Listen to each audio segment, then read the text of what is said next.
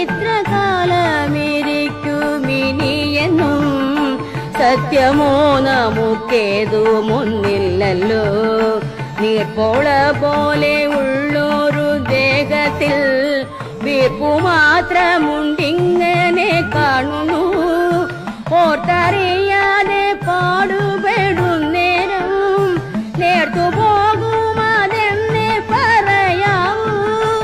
അത്രമാത്രമിരിക്കുന്ന നേരത്ത് കീർത്തിച്ചിടുന്നതില്ല തിരുനാമം, കീർത്തിച്ചിടുന്നതില്ല തിരുനാമം. കൃഷ്ണ കൃഷ്ണ മുകുന്ദ ജയ